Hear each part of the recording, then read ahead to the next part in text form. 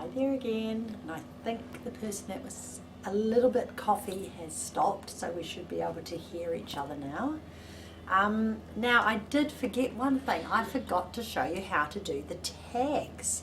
So this is going to be the ties that are going to tie it together, and they need to go in on the binding. So if I bring this and show you, here's where I stitch the binding across the end, but I forgot to put the little ties in. So I've unpicked a little piece and I've measured from the end, and I've measured from the end the distance I want the ties, and I've snuck them in. But I'm just going to show you again how you make the little roulet ties. Okay, so I'm just going to stitch across here and stitch across here in a minute, but I'm going to show you how to make the roulet ties. And all I've done is I've got an inch of fabric and I've folded it in half, and I'm going to do like a 3mm seam, and that's all I'm going to do because I'm going to pull it through. So I've started stitching it there. I'm just going to do a little bit more to show you.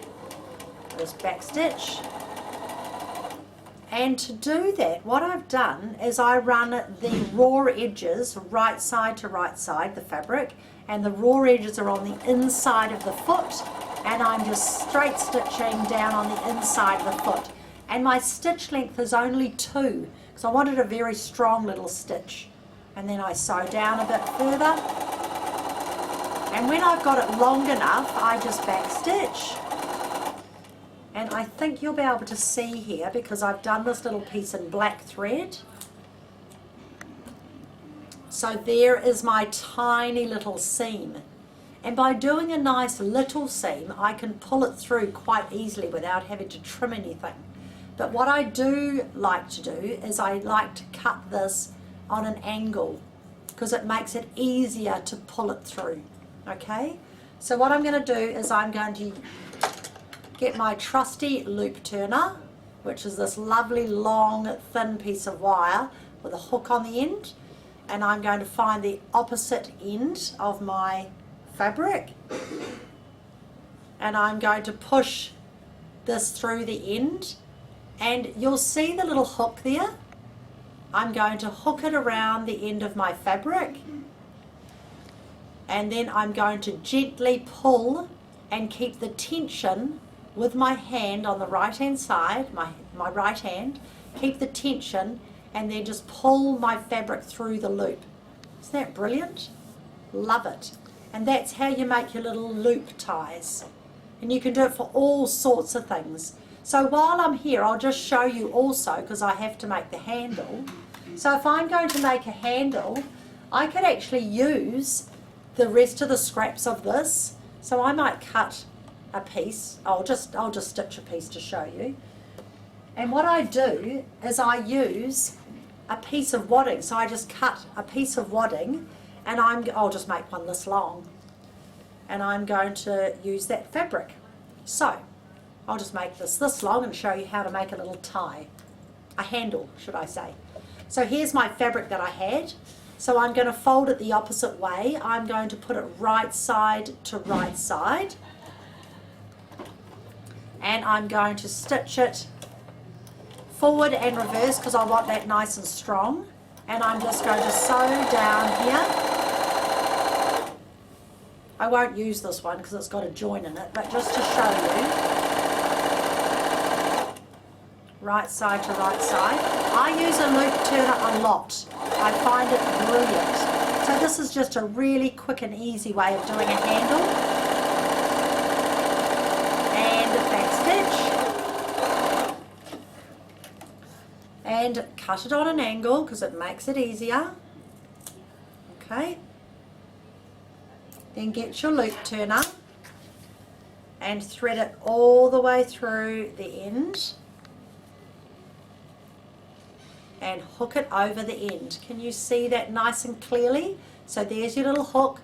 You hook it over the end that you have trimmed, and then you hold it, and once you start pulling it through, you just make sure the tension is on your right side.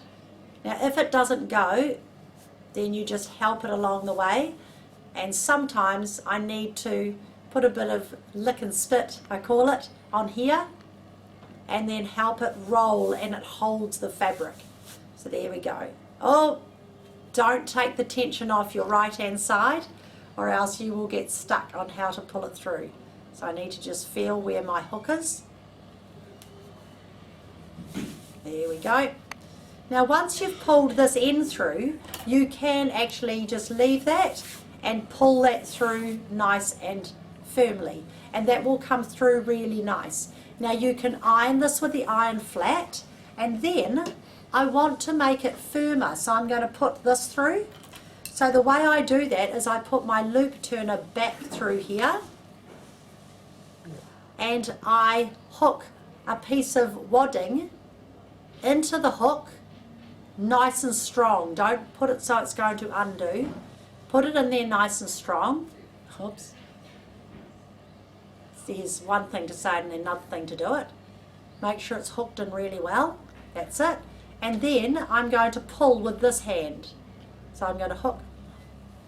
It's always the way. Let's try the other end. So hook it around like that. Nice. This is a very soft wadding. Should have got a thicker one. We'll see how we go. And then pull it through. No, it's too soft. Once you start, you're usually pretty good. It's just getting it started. Third time lucky, maybe fourth time lucky. Normally I use Pellin, so maybe that is better. This one's a very, very soft piece of wadding I just had. There we go. Okay. Just pull that through all the way to the other end. Once you've got a hold of it here, then you can flatten that out. There we are. Now, you would obviously have had yours ironed, but once you've got it through, what I then like to do, I just roll it flat, roll it all flat, and then I'm going to top stitch it, and this makes a really strong handle. So you just put your fabric underneath, and I'm just going to do a straight stitch, and I'm going to lengthen my stitch out to about 3. So I'm just lengthening my stitch out to 3, and I top stitch running my foot along the edge down one side. And notice I've got my needle stop down function, which makes it really easy. So you top stitch down one side, and then I top stitch down the other side. So there's one side done. And then cut your thread, and then you can top stitch down the other side. Now this makes a really neat, strong handle. And it's got a little bit more body in it because you've got a bit of wadding in there. I really like it. That's what I've done on my handle. There we are. So you can see there, with the bit of wadding in it, just gives it a little bit of body, and it just makes your handle a little bit stronger. Okay, so that's how you make your handles, and you'd sew that into the binding as well. Now I'm just going to show you how to finish this. So here's my little ties, and I'm just going to re-stitch them into my binding because I forgot. It's wonderful. I know you love it when I forget how to do things. So stitch that in so that's nice and strong. Now I'm just going to trim off that little tail there because I don't want that. And then I'm going to stitch this one as well.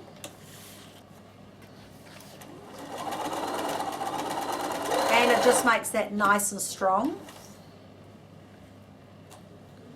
And then I'm going to turn it over to the right side, make sure all my threads are cut. And then I'm going to roll my binding here over to the right side. So everything's covered, all my raw edges covered. You can put a pin in here, or you can get these wonderful little clips, and these are quilting clips, and you can see they're very, very, very strong, and they're to hold your binding instead of having to use pins. So if you have a look here, you just roll, oops, there goes my iron. So you just roll your binding over all your raw edges, and instead of using a pin, you can just use these lovely little flat clips to hold everything. They're absolutely brilliant. Okay, so I'm just going to pin this one here because I've run out of clips. And then I'm just going to pin a pin down here. Remember to do your nice mitre.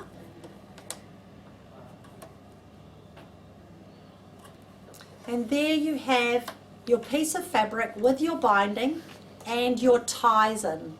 Okay, now I'm going to just top stitch that down, and I won't go all the way because I just want to show you how to finish this off. You don't need to watch me stitch this all the way around, but I'll just show you. So you just stitch all the way, and I'll leave the same foot on. I don't need to change feet.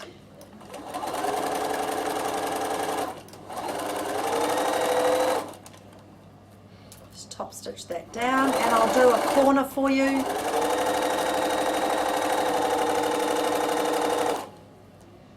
So when you're coming down to the corner, you've already got it lovely and pinned or clipped in place. So these little clips hold them very well. Actually quite handy. I quite often put my little clips onto my machine so I know where they are. So when you come down to your corner, you just come straight down and turn it on a right angle. So I'm running my inside of my foot edge along the folded edge of my fabric, and I'm on about 3 lengths, so always lengthen it out for top stitching. So when I come down here, I've got my nice mitre. Just double check you've got a perfect mitre.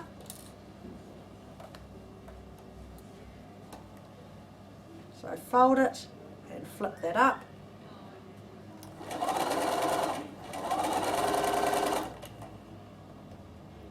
And I just hold it with a pin, so right to the bottom,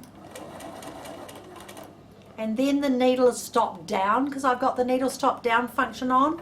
Lift my work across, and then you carry on sewing down here. So I'll just do this little piece so you can see.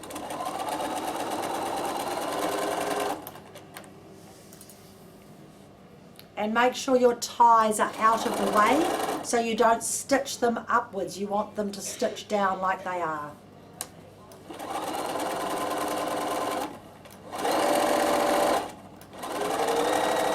Alright, I'll stop there so that you can get it all finished in time.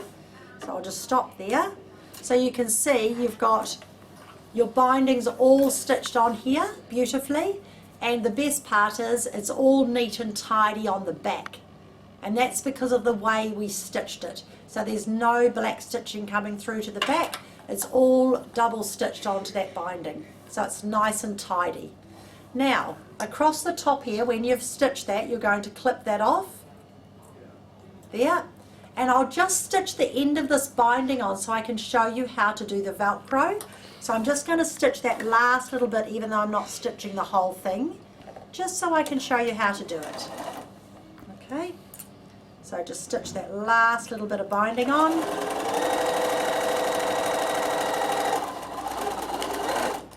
Now what I'm going to do is, you can see I need to neaten this edge. So I'm going to use my rotary cutter and my ruler, and I'm popping it on my board. And what I'm going to do is just line everything up. Now on these rulers, you've got these wonderful lines that are going vertically across here and horizontally, and vertically. So I'm lining the lines up against my binding, and I'm going to cut off the excess. And it makes everything neat and tidy. Here we are. So you can see my nice tidy edge there. Okay, now to put your Velcro on, oops, it's stuck. To put your Velcro on, you simply just place it on top of your work. Oh, I've got some loose threads there, I'll just cut. Simply place your Velcro onto the edge of your work, so you're not putting right sides together and flipping it over. you're just sitting it on top of your work. Okay, that's all you're doing.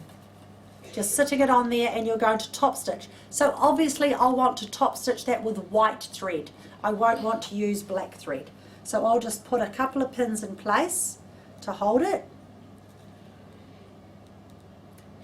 I know I don't often use pins, but sometimes it does pay to put a couple of pins in so that it holds in place. And then I'll put another pin in the middle. So I've only overlapped it about 4 millimeters, not much of an overlap. And then another pin at the end.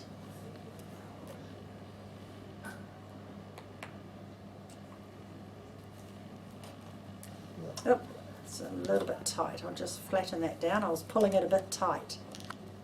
Try not to pull it, have it nice and flat. Okay, now so that's sitting nice there, but what I need to do is put white thread on top because it won't look very nice otherwise. It's my white thread.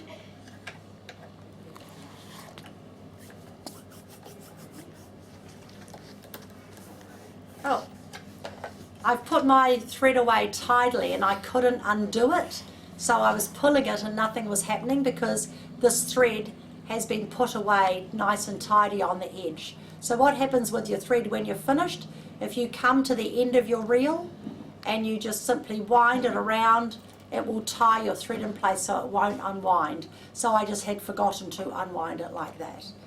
So it's very, very handy. So I'm just going to pop this on, and now I'll thread up my white thread.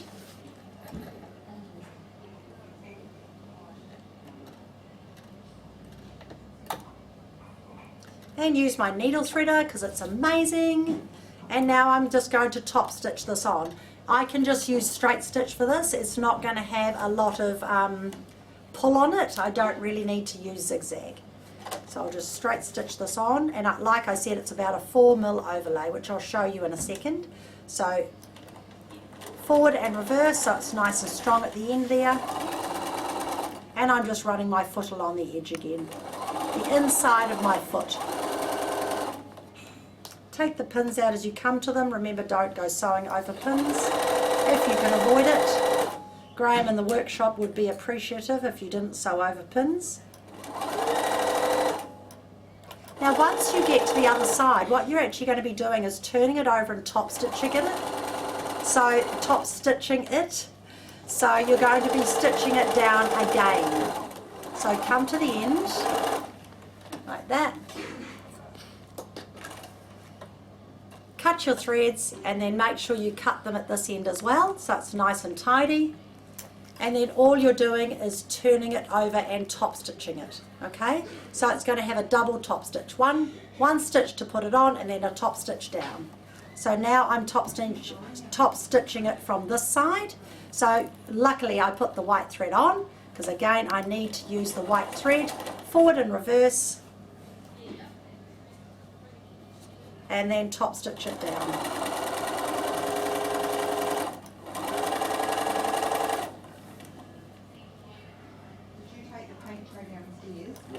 And make sure you reverse it at the other end. So all the way down.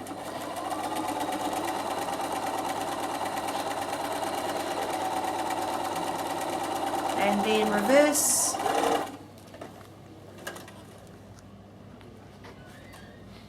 And there you have your Velcro. So it's here and onto here. Now what you're going to do, so there's your Velcro.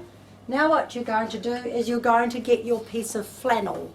So this is your piece of flannel. You can either have plain flannel or you can have the patterned flannel, which is this one.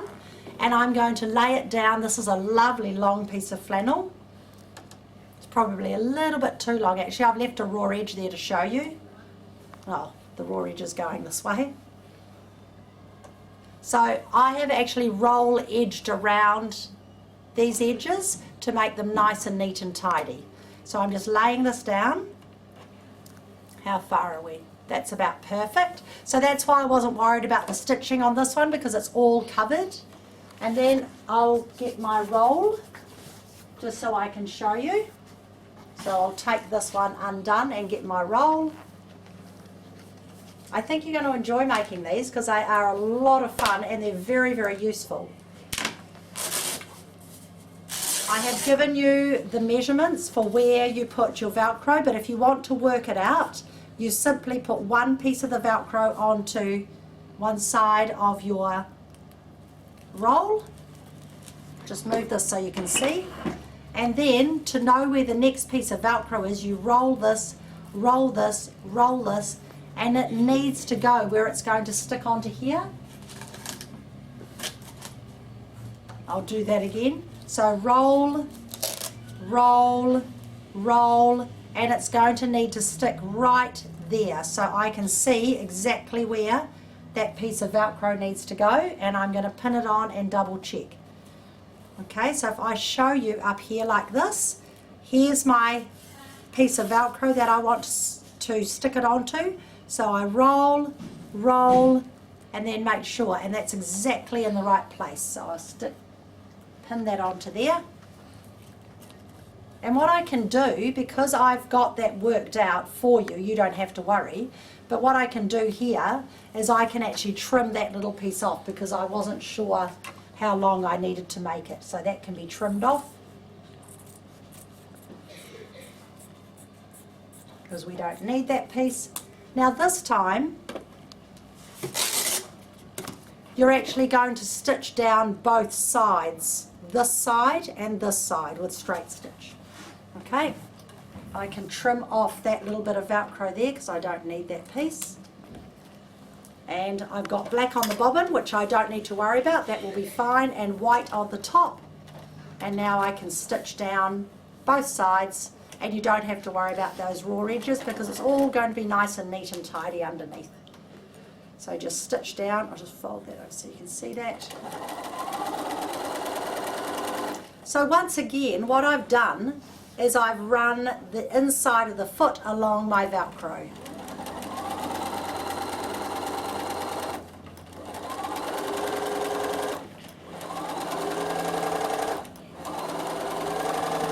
Needle stop down function is brilliant because I can stop right where I need to stop. Go down to the end. Oh, one stitch too far, back up, and turn your work and sew down one side because you want to turn that. I have to still top stitch that little bit, and then turn the full way. Now when you're coming to do something like this and you've got all this bulk here, roll it up so that all the bulk is away from you, and then go down the other side.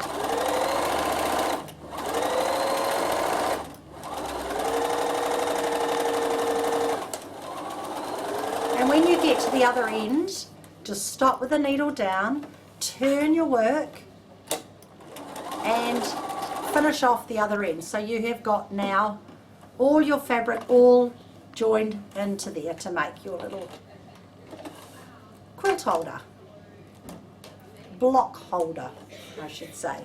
Now I would normally have my ties in there, but I haven't, my handle, but I haven't today. So this goes on to here, nice and tidy,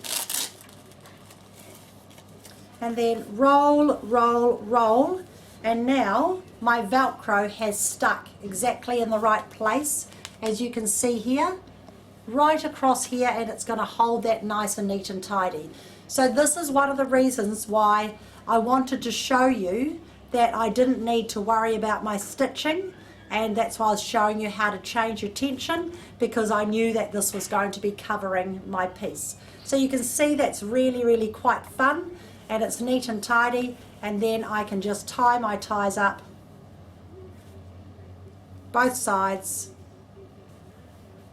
whichever way I want it to go. So I'm probably going to do little loops, but it's quite cute, quite fun, isn't it? Now on the end, what I did on this one, as you can see, this is the end of my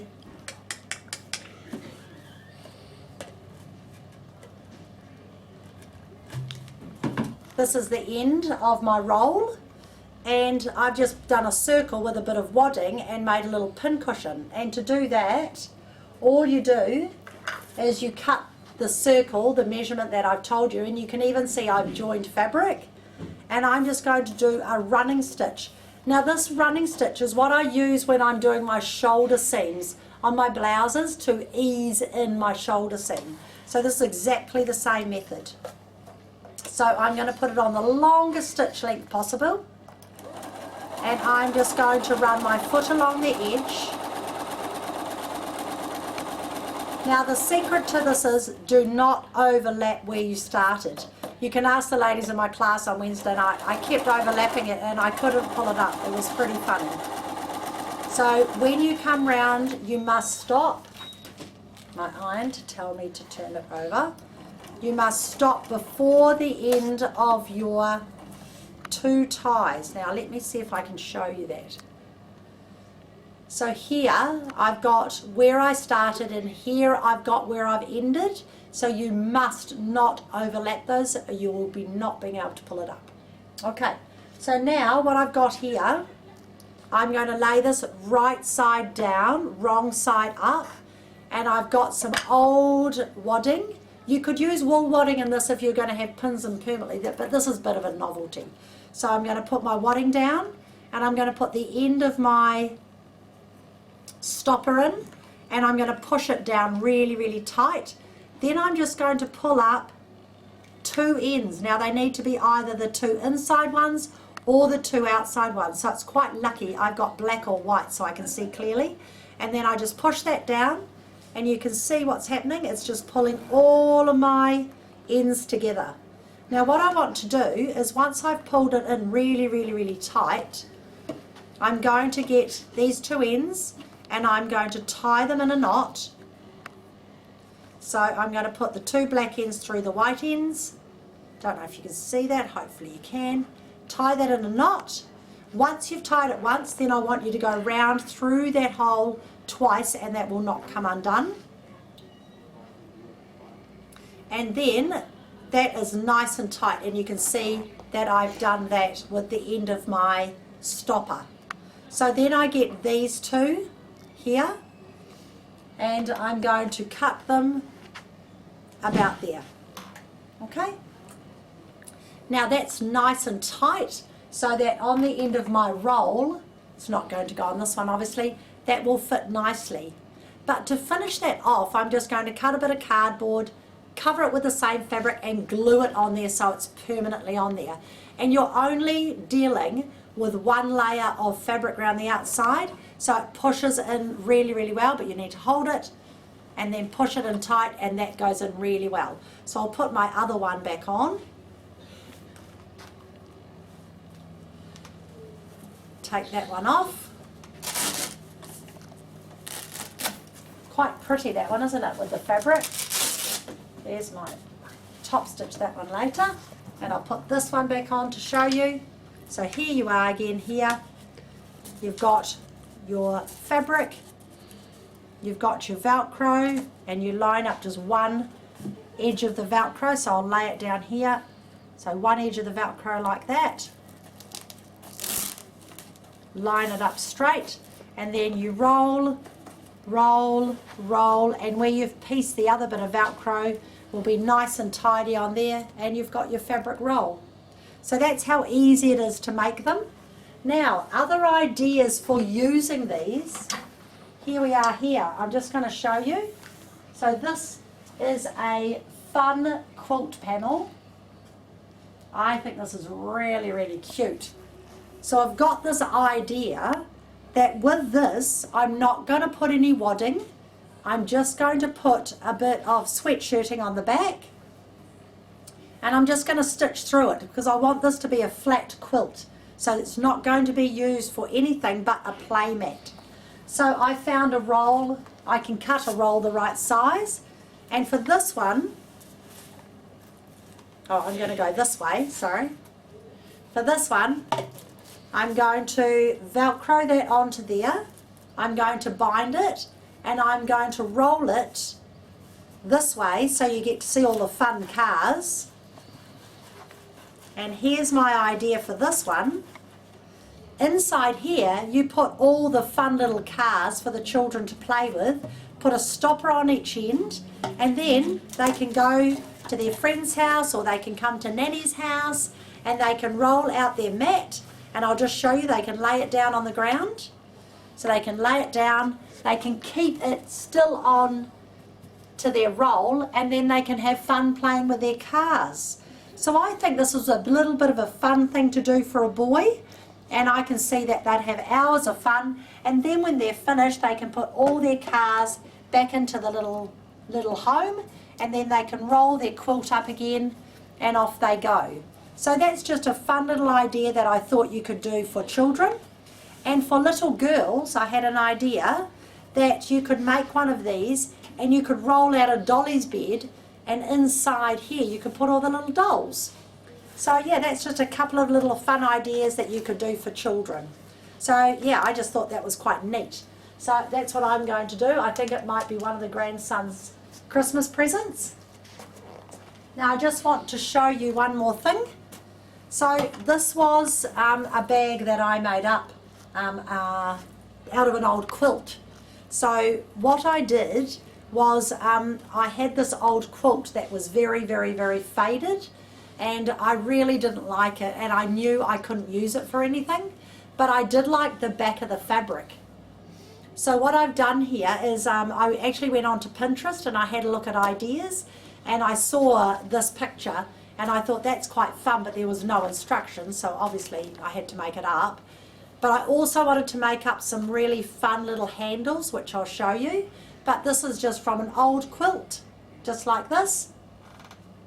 And that's what I've produced with it. So it's just a matter of finding something you're not using and reinventing it. And I will use that bag because I really, really like it.